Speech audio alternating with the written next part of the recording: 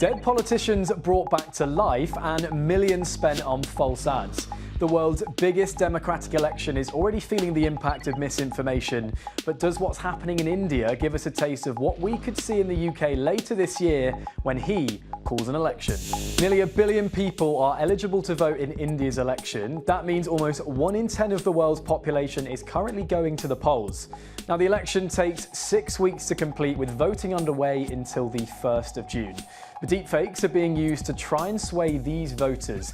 Deepfakes made not by foreign states though, but in some cases, according to experts, by teams commissioned by India's own political parties. They can create it by themselves, their in-house team, because there are so many tools available online. You can do voice swap in less than 3 minutes. This politician, who died in 2018, was resurrected as a deepfake at a youth conference to praise his former party, while another dead leader was brought back via voice note to support her former party. வணக்கம், நான் உங்கள் ஜெயலலிதா பேசுகிறேன். Videos of deepfake celebs have also racked up millions of views before being removed by Meta. These clips were put out in support of opposition party Congress. They want to target people who are confused. They don't want to target the people who are already affiliated to a particular political party. So when we started, it used to take 10 to 12 days. But now you get a deepfake face-off video in just less than 3 minutes. The cost is, I think it's less than $5. AI has also been used by Prime Minister Modi to translate his voice from Hindi using an app into other languages.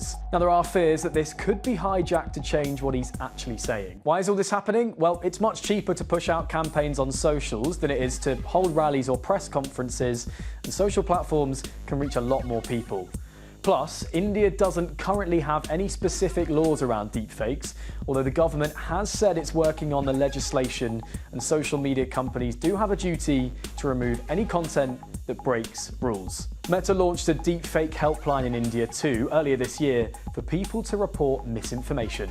2024 is a record year for elections, and governments around the world, including in the UK, will be watching closely to see how this tech could impact how people vote.